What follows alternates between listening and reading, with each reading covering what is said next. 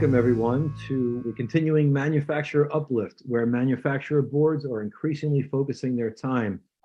I'm going to welcome Gonzalo and Mariano in just a moment. So we have a really exciting program for you today. And know that whether you're in the manufacturing industry or not, the information that we plan on discussing today in this panel will be quite useful in any industry due to the global nature of most organizations. So why don't we get started here? All right, quick background on some of the webinar reminders.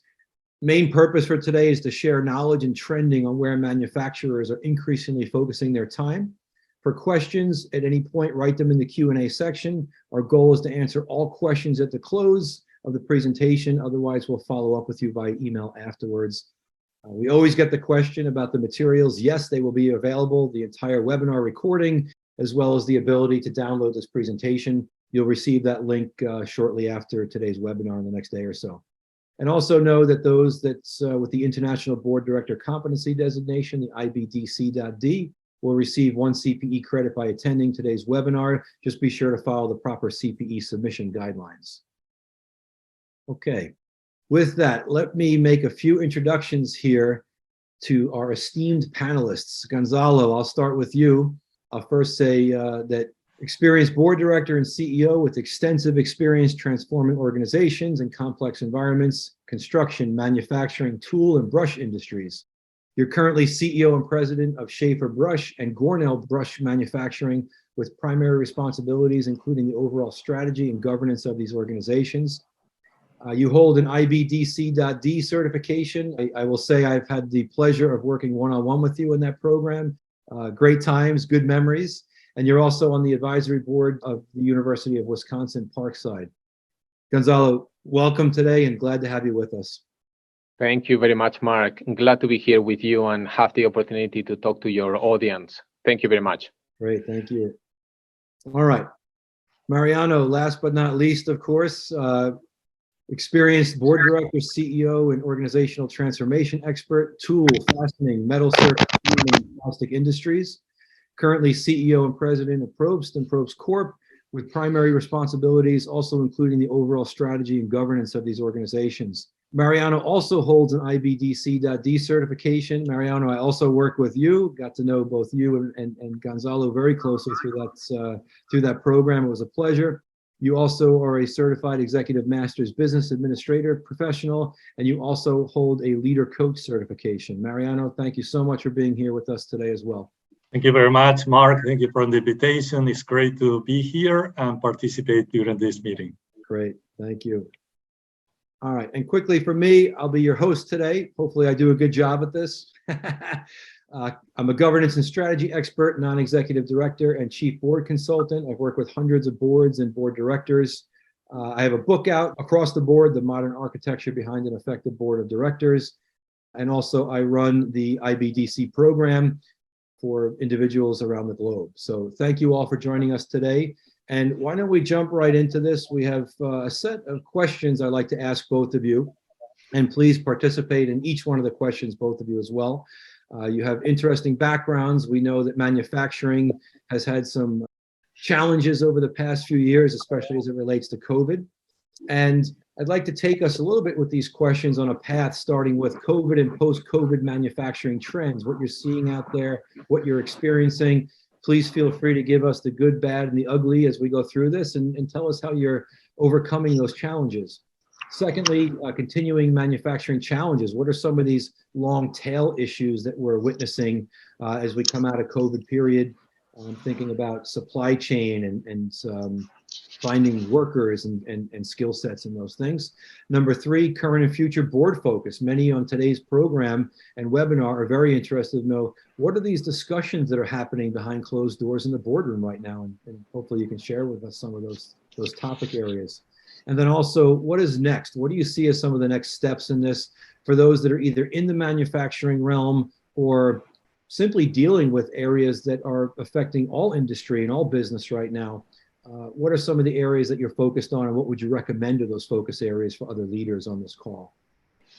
So with that, let's start off with our first question, and it is the following. The past 36 months have been quite challenging for the manufacturing industry globally. What major differences have you witnessed from the point the pandemic started to today? And Gonzalo, why don't we start with you on that? So give us some of that perspective and what you're seeing right now. Sure. Thank you very much, Mark. I think when I look back during the last 3 years, they have stressed the relevancy of having proper governance, strategy, and reporting. And this is something you and I talk multiple times.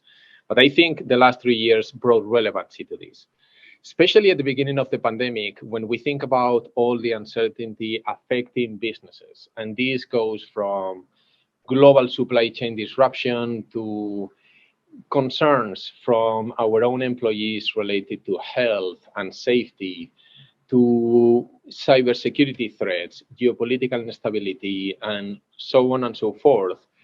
Boards faced a very difficult situation back in the day. A couple of major differences that I experienced myself relate to two different areas. I still remember, Mark, back in end of 2019, my board meetings were scheduled once a month. That quickly transitioned into bi-weekly meetings, and that sooner than later transitioned to weekly meetings. Now, when you guys think about time allocation, time commitment to board meetings, the commitment grew exponentially, and that brings a ton of complexity to board members and CEOs as well. Second area I see a big change versus 3 years ago and now is the agenda for board meetings. Topics that were barely discussed, or even perhaps in some cases they were present in the agenda. Today, they are taking a big chunk of time in those agendas and consistently being there. Now, with that being said, the need for a properly architectured board is evident. On a positive side, when I look at the last 3 years, with the increased number of interactions between the board and the CEOs during board meetings, board committees, and so on, and with the broad variety of topics discussed, I think successful boards and CEOs are working closely than before, making faster decisions, bringing needed flexibility to the board table. Mariano, what do you think? I think you touched on the main topics, Gonzalo. I completely agree. I would add to that, if I look back in the beginnings of the pandemic, how we were all sitting in this boardroom asking ourselves, what guidelines can we use? What information is out there? Basically, the main question was, how can we reduce the liability of everything that is going on at the moment?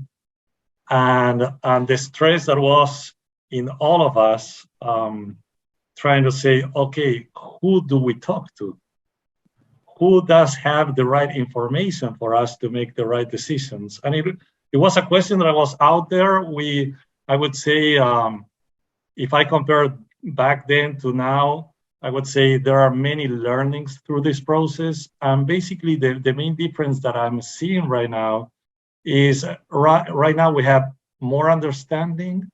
Right now we have more learnings from all that experience and more guidelines. Back then, not even the CDC could keep the same guidelines for even a week. With that being said, the biggest difference, or where as a board member, where I see more of the focus at the moment, is how we attract and how we retain our teams. And that is at the moment one of the biggest concerns that we will keep on discussing during this meeting. But I would say, from how we reduce liability to now how we basically retain and attract talent that is the big change that I experience. That's a question shortly I want to get into as well. Obviously, that's one of the big and main challenges, the hairy points, I'll say, in board meetings right now about where to find people, both leaders as well as the technically skilled staff. And both of you have quite a unique lens being in the boardroom and also the CEOs of your organization. So very good. Thank you. Okay. Second question, how have challenges relating to the increased cost of raw materials and decreased availability affected your organizations? And how have you led through this?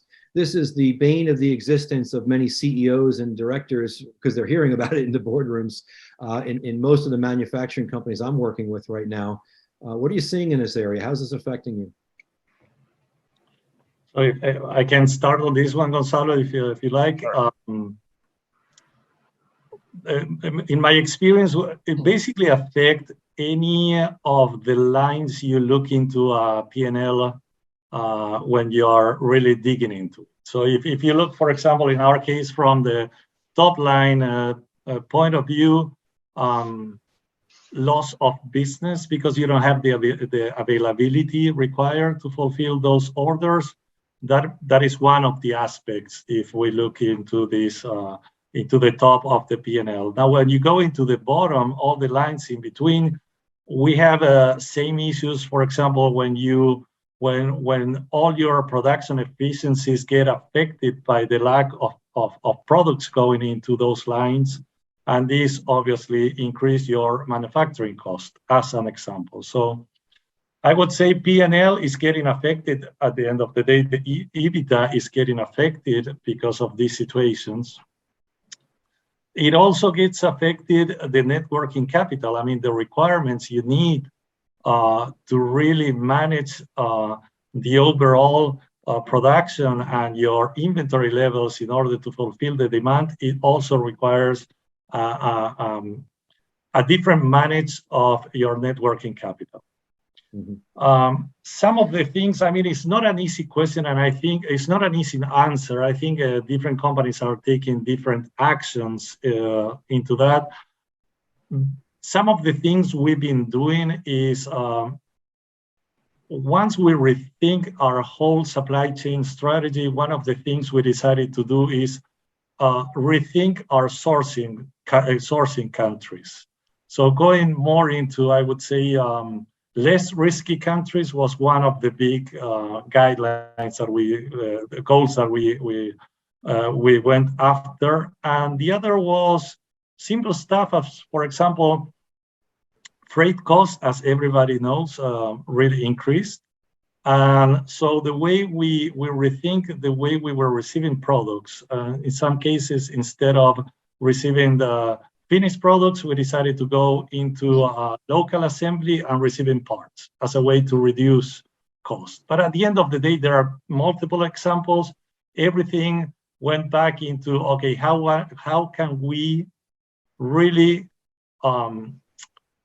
become a little bit more productive and really not impact negatively our EBITDA? I don't know, Gonzalo, if you want to add on that. I think I'm going to start saying, guys, just this morning I had a board meeting where this topic was heavily discussed. I think in our case, the lack of availability of raw material and elevated cost of raw material put pressure on, as Mariano mentioned, on several dimensions of the organization. As a CEO, something that is important to me is to make sure that on the one side, my team understands where are the weak links in the supply chain that we have right now. Defining and implementing risk mitigation and contingency plans is step number one. Now, once that is accomplished, defining the right KPIs and measuring progress was next. The situation with raw material supply that we see right now and also cost is improving versus the peak we experienced in late last year. Even though it's improving, it's still in a tougher situation than what we were expecting and that I think the market was planning for. For us, when we don't have raw material, implications vary from low efficiencies, lower margins, departments being overwhelmed with customer service and sales going back to customers and trying to find substitutes, working with engineering, buyers looking for options. So inefficiencies ran high in all those departments. Now, something we did to mitigate this situation was to increase our raw material inventories significantly. Now, with that being said, I'm now looking at the future and those elevated raw material inventories in a period of high inflation and a lot of uncertainty. What we were discussing today is where do we find that balance between protecting the business and the operation and not risking a drop in demand and getting stuck with high cost inventory in a situation where the market is slowing down. Ensuring proper processes are in place and communication across departments is fluid was absolutely key. So that's a high-level view on the CEO role, but also the board involvement in how to address this situation, Mark and Mariano. Great. And Gonzalo, I'm assuming you're saying publicly that you increased your inventories before inflation. Yeah, well, I wish I wish that was 100% accurate, Mark.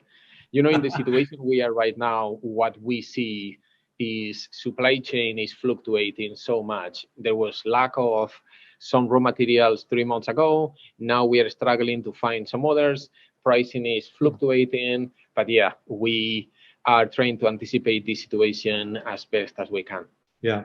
Yeah, it's interesting, and I'll add one other quick thing before we move to the next question area. That's some manufacturers are finding that they are alienating their and upsetting their long-term suppliers by looking for additional suppliers to possibly cover some of the risk that these manufacturers have.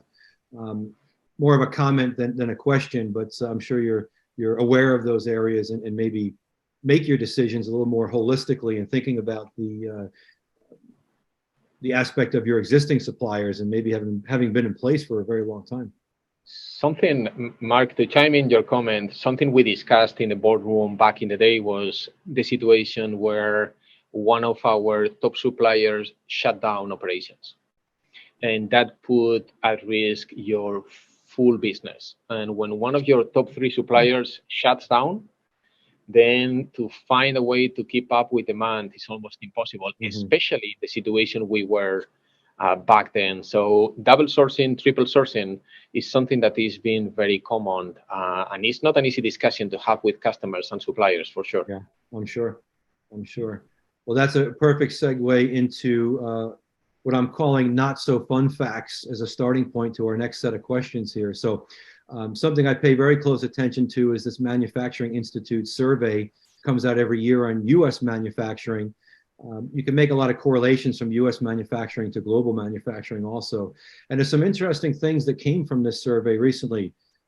Of those surveyed, attracting and retaining a quality workforce is a top focus for 83% of manufacturers. Additionally, almost 45% of manufacturing executives have turned down business opportunities due to lack of workers. We have a whole bunch of questions on both of these areas coming up, but just to kind of see the trending and the data that we're seeing on this right now. Additionally, this survey also showed manufacturing companies are increasingly competing with other sectors for skilled labor. And the reason for that is that for some reason, manufacturing ranks behind technology, healthcare, communications, energy, and financial services as preferred career options. And this is just another one of those things to pile on to both of you in your industry areas in just finding those right people. It's all of the cards are not exactly in your favor right now. These are really painful statistics, as I mentioned here. And roughly, to add on top of that, I hope you don't hang up on this call after I'm reading all these things. But roughly 22% of workers, this is an amazing statistic also, roughly 22% of workers in manufacturing will be retiring in the next 10 years. So your existing retention is going down, trying to find the proper skill sets, the the challenge of that is going up. All of this is really not in the favor of most manufacturers today. I didn't send you both a box of tissues for the webinar to mention those things. Maybe we'll recover from that comment in just a moment. So leading this to the next question, lack of skilled workers in many industries, especially in manufacturing, seems to be a lingering issue, possibly remaining a challenge for the foreseeable future. How are you overcoming this challenge? How have you implemented any new processes or procedures to attract and retain skilled employees? Gonzalo, let's start with you, and then I'd love to hear, Mariano, you had started on this topic earlier also, so I'd love for you to weigh in on this too. Mark, I think I'm gonna go in one step back. The situation we have now is very interesting because demand for manufacturing companies has remained high during the last few months or even couple of years. To keep up with demand, in our case, we needed to bring more employees. Unfortunately, we couldn't find enough reliable employees. And when you don't have the labor you need, we needed to decide what to do at that time. Some companies focus on keeping the right amount of business, not risking trying to do more. Some other companies focus on finding solutions to the situation they had. In our case, we look at the possibility of outsourcing non-core manufacturing activities. Now, to outsource non-core manufacturing activities, you have to find a reliable business partner. And finding a reliable business partner that is able to absorb on-top demand during the last 24 months is not being easy. Now, we were lucky to find a couple of good choices. So what we did right afterwards was to make sure we had the right framework to support the implementation and the rollout of the processes needed to have a successful outsourcing of non-core activities. At the same time, we focus the labor in the key core activities with the hope of increasing not just productivity, but also efficiencies. Now, on the backside of your question, on the attracting talent, I would say we have a thorough plan in place. Perhaps it's not too different from what other companies are doing, but it goes from working with agencies to partnering up with local associations and technical colleges, advertising on social media. Something that we're also doing is we are learning from what other companies are doing. Although it is a long-term solution, I have seen companies generating success, bringing refugees to the US. We are talking a return on investment in the 12 to 24 months, even longer. But in some cases, bringing refugees was the only solution for these companies to go to a second production shift. Very complicated situation and not an easy answer to your question, Mark. Mm-hmm. I cannot agree more with Gonzalo. I mean, it's very challenging. It's very difficult because you cannot find a really short-term solution. I would say in our case, to add to what Gonzalo was telling, is we decided to go back, I would say, go more into the core, that is how we foster our culture, even more into our current team. I think as a board, as part of the board, the fact that we all became very clear that we needed to be more present into the organization, without interfering into the management, but being more present, fostering this culture, at the same time being closer to the CEO in this endeavor, so far is working really well for us. Not only for the retention, but many times what happens is we're getting people from referrals. People that are working in the organization and can bring persons that they know, relatives or not, that they know that they can, they're working in a different environment that they don't like, and suddenly they say, in this culture, you will feel better. There is a high competition regarding salaries, and that is a competition that not many times we can win for sure, as many companies. So I think more going back to the basics, more going back to the culture, more going back to the way we interact, the way we work with others. That is kind of what is working for us. Again, it's not also a short-term solution, but I think it is paying already, but it will pay for sure in the long term. That is for sure. Mm-hmm. The increasing costs relating to salary is a big discussion I've had with many of my clients also in the manufacturing realm. The competition is there. Many organizations are willing to pay those higher salaries, and I think we're going to see more of that movement coming up. I'm very happy that you focused, Mariano, on the topic of culture, which relates back to values of the organization. There are people that will not leave if they feel like they are wanted and needed and respected in the environments they work in. So I think it's a great area to have focus in to make sure that employees are happy in the environments they're working in. We recently, to add to that, Mark, we recently hired a person. She had a higher offer from a different company, but based on this, she decided to come to work for us. And I think that is a clear example of how culture, values, leading by example helps. Absolutely. Very good. So, yeah. Excellent. Okay. Moving along here. We hear quite often that many organizations have started or plan to focus on automation as a way to overcome skilled worker shortages. Does this fix the problem, or are there other concerns that are introduced with this approach? Mariano, let's start with you first on this one. Well, in theory, for sure, bringing automation, it helps. That is clear.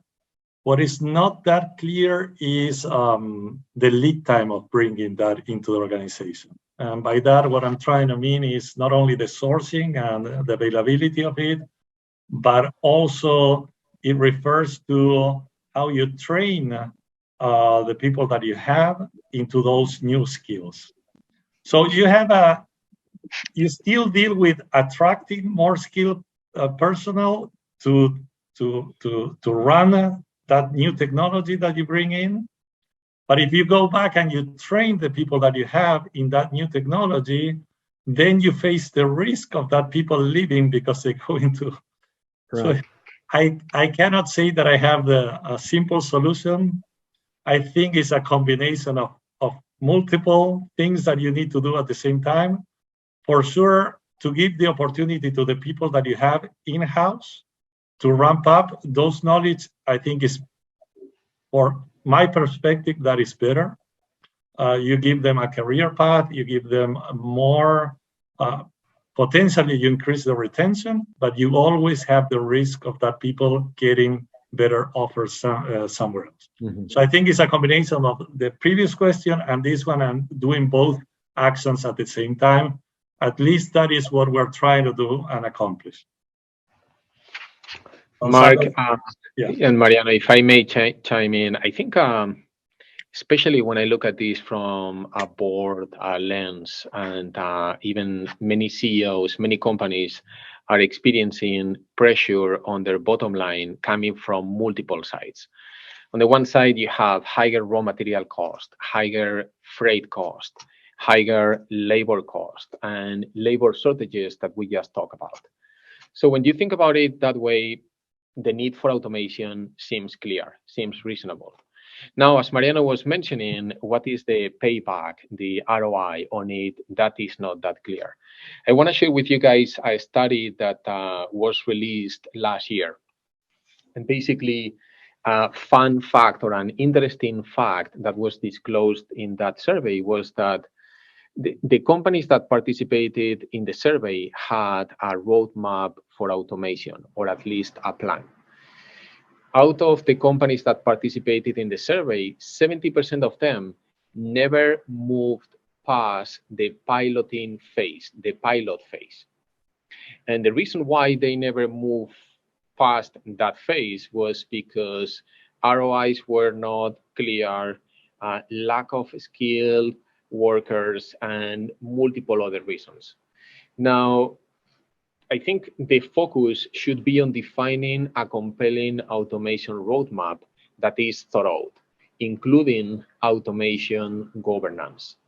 Part of this plan should also focus on personnel needs, from reskilling employees to defining the talent needs. I think in this case, Mark and Mariano, the board plays a relevant role in ensuring that automation is aligned with the company vision, ensuring priorities are aligned, but also guiding the CEO and promoting meaningful action. I think at the beginning, we talk about why it's important to have a properly architectured board. Automation is one of these topics that is making the board agenda more and more often. And the topics that are discussed, they go wide in variety, but also the depth of the discussion is growing. So having savvy board members plays a crucial role as well. Mm-hmm. Yeah, this is definitely not an easy topic. Some of the struggles that you both alluded to is that in some cases, it simply shifts the need for certain even more skilled resourcing in your environment to handle some of this automation of this equipment that's the automation in your environment. So Mariano noted also on your approach of training up those in the current environment to be able to handle those aspects of the potentially new equipment and these automation processes too. So, but definitely not an easy question. And there is typically a significant investment in this area that has to be thought out. The 70% number, really, which is a failure number you mentioned, Gonzalo, is pretty scary also. I wouldn't have thought that number is that high, or stopping at the initial piloting or first step in the process. That's a very high number of percentage of failure. Surprising, definitely. All right. Another quick fact that's put in here before the next grouping of questions. So some things we're witnessing, and I see this directly in my consulting and advisory realm. Long-term crises indeed have the supernatural effect of forcing a valuable and needed balance between governance and strategy focus. To say that a different way, prior to COVID, I saw a lot, maybe even too heavily focused on governance in a boardroom versus where I feel they should be involved equally in the strategy area. That has been equalizing throughout the period of COVID, and it seems to have taken a more of a foothold post-COVID. But it really seems that now it's becoming the norm, and the comment of "that's how we've always done it" is kind of leaving that narrative. So it is paying off right now. I think some of the things you mentioned also, I'm happily hearing in that the board is becoming a little more involved. Hopefully not piercing the noses and fingers out mantra, but at least understanding exactly, whether it's through scenario planning or just an understanding of the environments that they are responsible for, that they have that knowledge. So very good. I'm glad to hear it from both of you. Okay. This is going to be a question for you to start with, Gonzalo. Both of you have many responsibilities within your organization, especially serving simultaneously as CEO, president, and a member of the board. Which of these roles has required more attention and time commitment based on the previously mentioned challenges? For example, have you changed your percentages of focus or time dedication in these areas, or additional measurement governance points, or added additional measurement governance points? Mark, I wish I had a thorough answer to you. I'm going to try to do my best walking you through the way I addressed the situation we lived. I think back in the day, uncertainty high, operationally speaking, the company needed guidance, direction, and initially the situation was a little bit on the wait and see downwards. Now, when I went upwards, and this is something that Mariano also mentioned, what I found is that many boards, including mine, we were like looking for guidance and trying to learn what worked in prior crises and what we could use, and trying to do our best to find a way to reassure that the vision, the values, the mission of the company is relevant, is on track, and all those things. Now, to accomplish all these responsibilities in a successful way, I can tell you it is a topic that is related to daily management and allocating enough time to every single one of the tasks that you need to be on top. and making sure that that time allows for successful completion is something that is continuously being monitored by myself. Back in the day, perhaps I put more time on the president and CEO role to better understand, operationally speaking, the needs of the company and the organization, quickly transition onto more time on the CEO board member side of the picture to be able to build the bridge between the two and bring the board closer to the company situation. And right now, it's still a work in progress situation. Mariano, what about you? I feel very, very related to what you mentioned, Gonzalo. But I would say, in my case, mainly, I mean, it's always our duty and our goal as board members or CEO or presidents to reduce the overall risk. Now, during this time, especially more.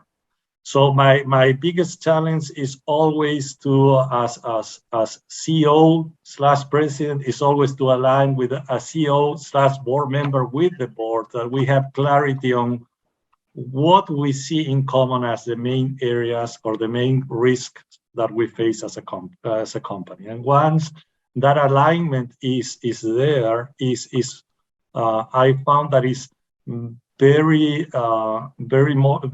productive to have open discussions, and I transition more from the daily more into the more the board discussion of how we're going to address and tackle those areas that we see risky enough. So I think the transition was more into that, coming out a little bit from that president role on the daily task, more into the board and how we understand where we are at, how we're going to transition that uncertainty and keep that and define that strategy to tackle those short or midterm risks. Mm-hmm. And Mariano, in what you mentioned right now, it sounds like and let me back up for one moment. I struggle in many cases with especially in the manufacturing realm, of the CEO and the president role being under one person. And especially when we see times of crisis, it is very common that the president role overtakes the largest amount of time commitments. Those duties take away from the CEO area. I won't make I'm not asking you to admit or anything in that area, but that is typically the case. The role during crisis time can become much more tactical, and typically that's focused in the president area, the operations, or implementing the vision of the organization through the CEO. The implementation of that is typically the responsibility of the president.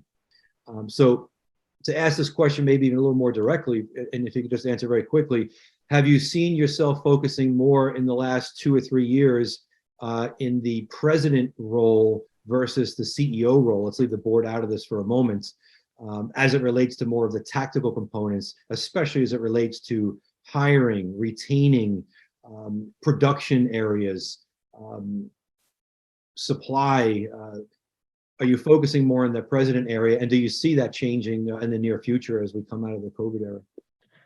I would say at the very beginning, I would say the first 12, 18 months was more into that.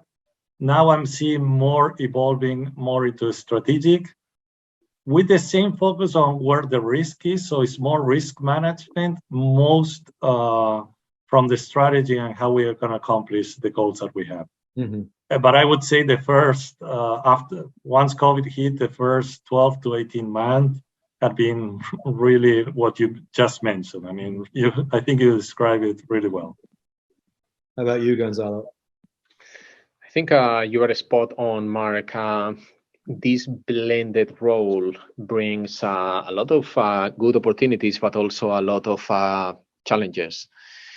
Balancing the knowledge of the operation, understanding the key constraints, the weak links, preparing for them, not just a midterm, but also long term.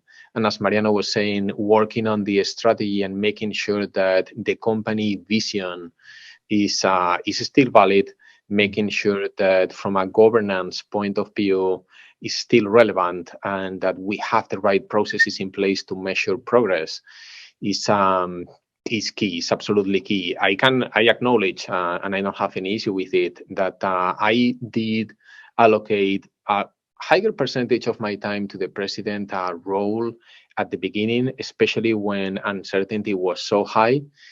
But then that quickly transitioned into being better prepared to look at the future, understanding the present constraints and the expectations.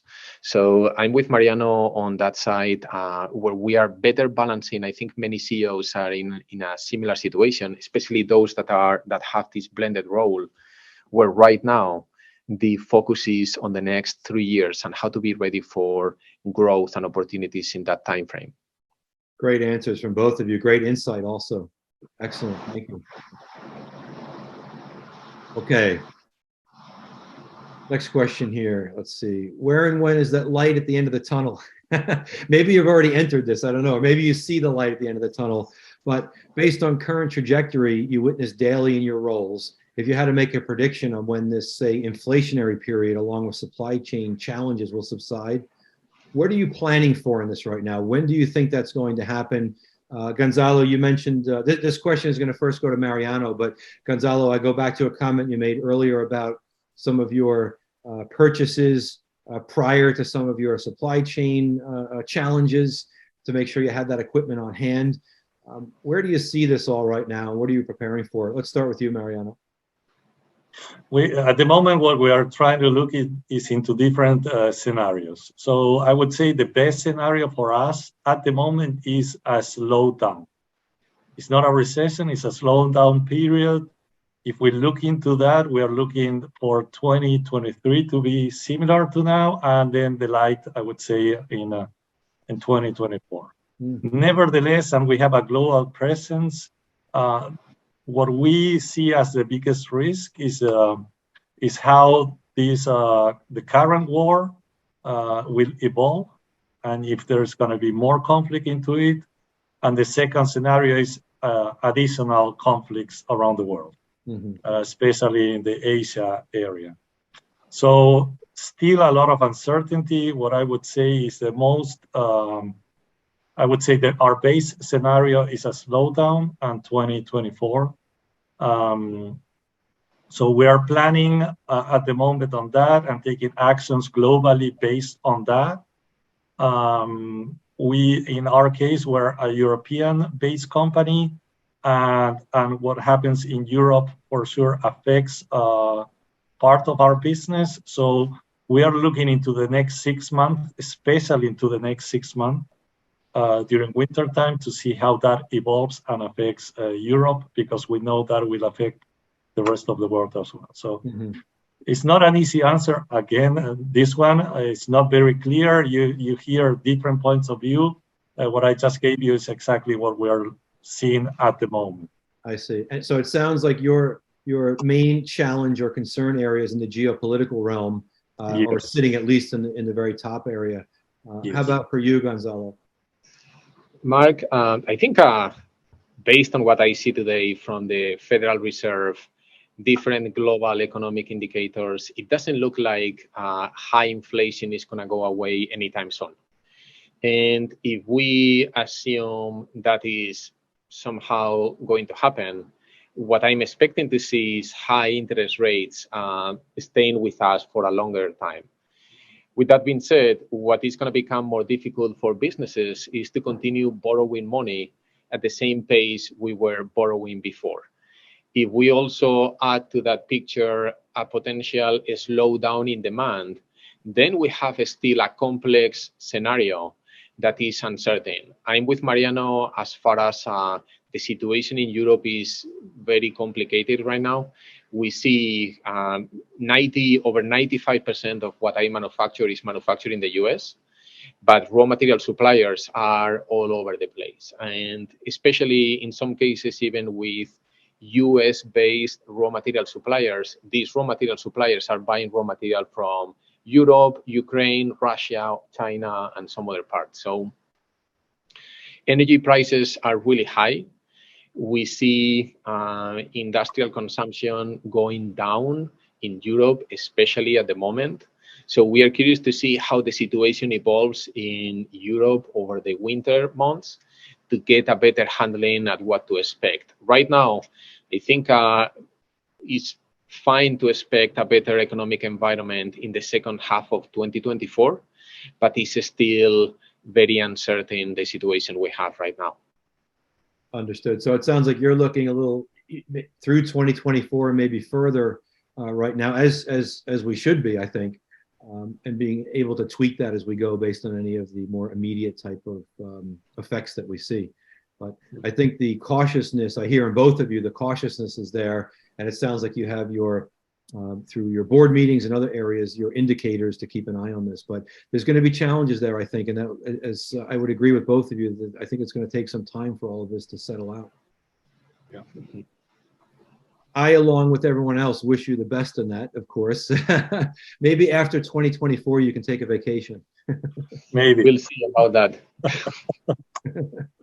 All right, let's move to our last question, and then we'll move to audience questions. If I could, I'm going to ask for about a minute or so from each of you on this.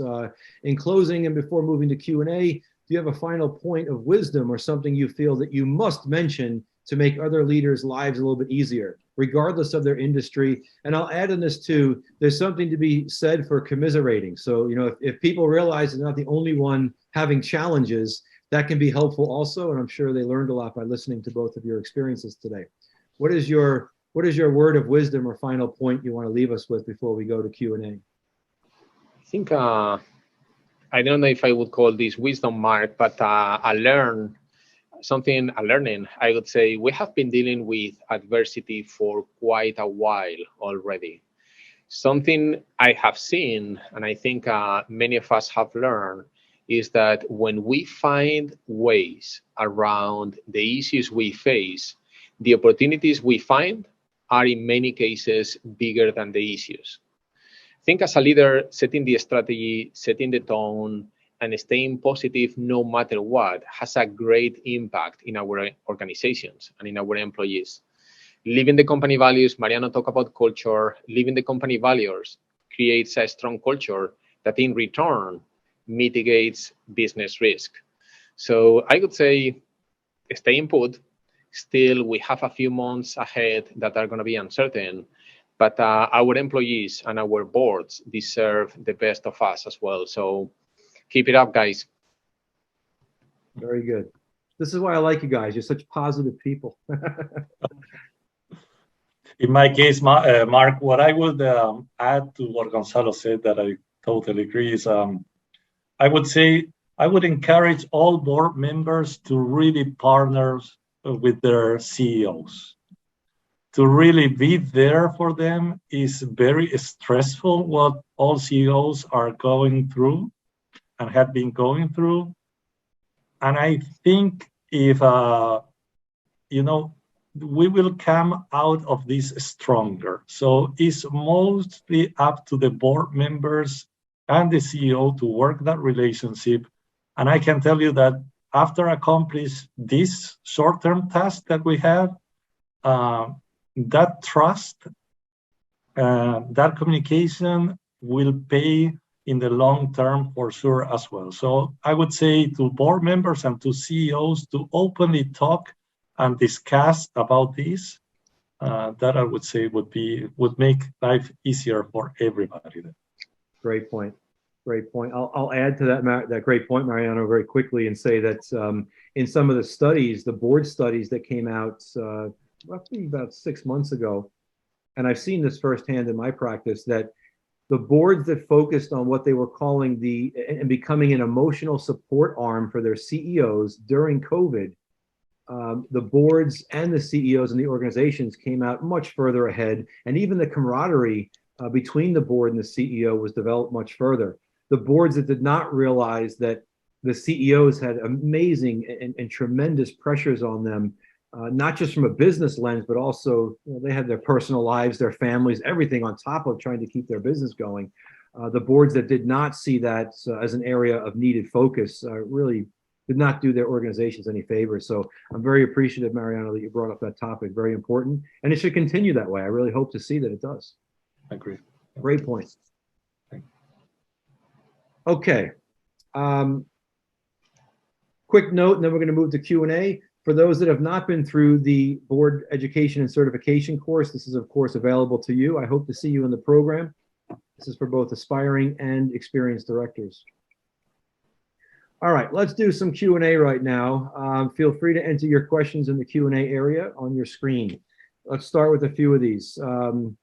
Some of these we may have answered, but maybe we expand upon these. With the current economic environment, the ongoing pandemic, and the geopolitical uncertainty, what are the critical areas to focus on to support the CEO and president from a board member lens? This can probably expand on some of the things that we mentioned earlier, but there's probably some additional points to mention there.